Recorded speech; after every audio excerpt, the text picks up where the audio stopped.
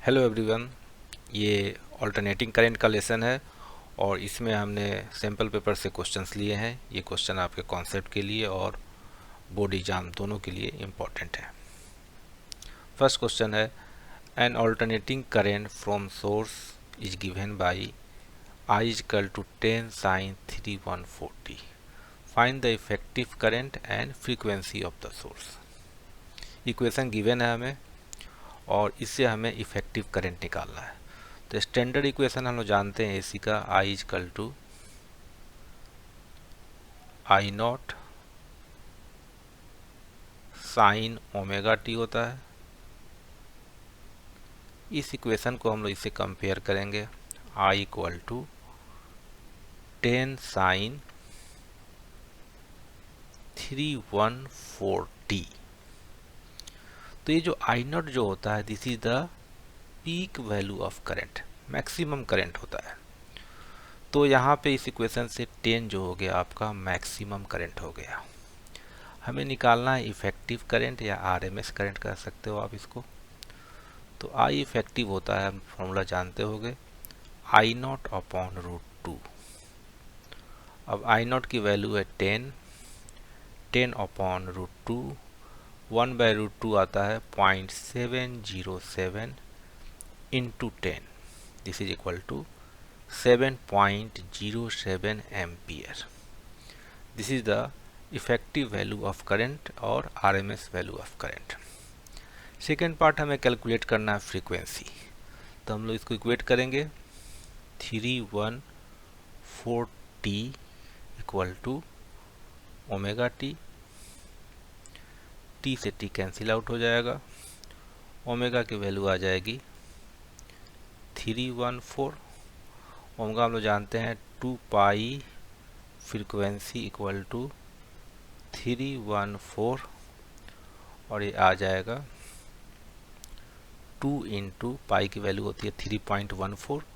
तो इसको हम लोग लिख देंगे 314 upon 100 into frequency equal to 314 से कैंसिल आउट हो जाएगा, फ्रीक्वेंसी की वैल्यू आ जाएगी 50 हर्ट्ज।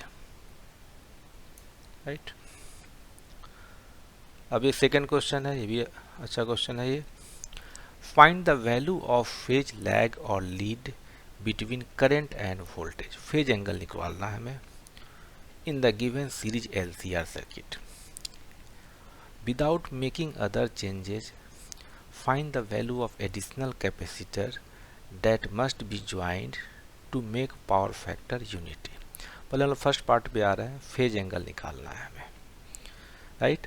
तो अब देखो आप, जो वोल्टेज का इक्वेशन दिया हुआ है, V equal to V naught sine 1000t plus 5।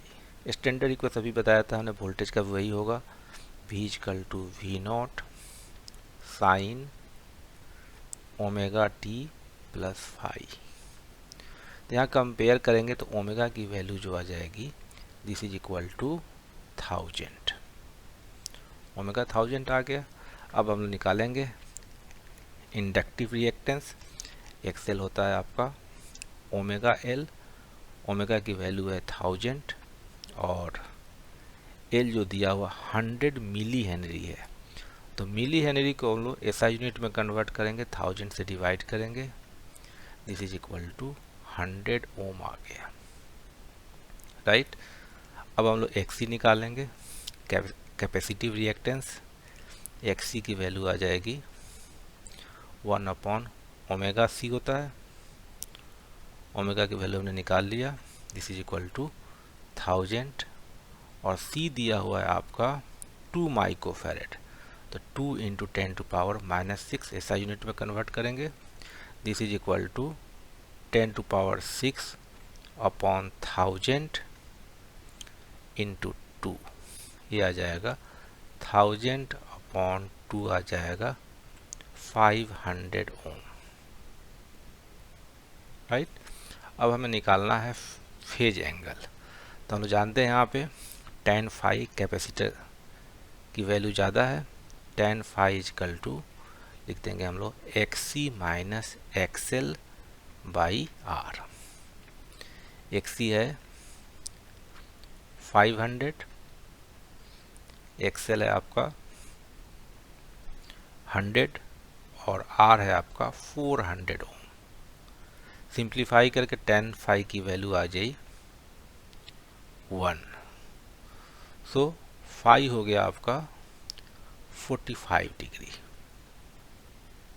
अब यहाँ पे क्या है, एक्सी ग्रेटर देन एक्सएल, तो क्या हो, कैपेसिटर डोमिनेट करेगा, current will lead the voltage, current will lead voltage by 45 degree कर दो।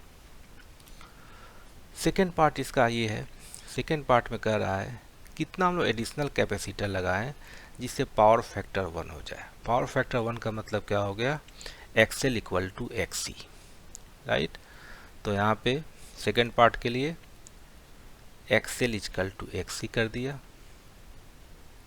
एक्सएल की वैल्यू वही रहेगी 100, एक्सी होता है 1 अपॉन ओमेगा सी, ओमेगा 1000 है इंटू सी, क्रॉस मल्टीप्लाई करेंगे 10 to power 5 into C equal to 1 और सी आ जाएगा आपका 10 to the power -5।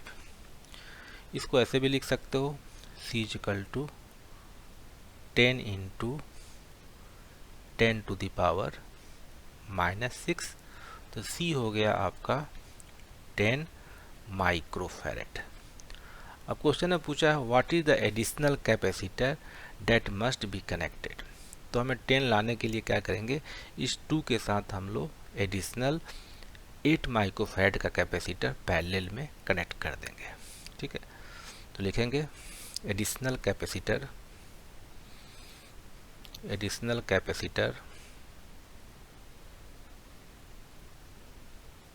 Additional capacitor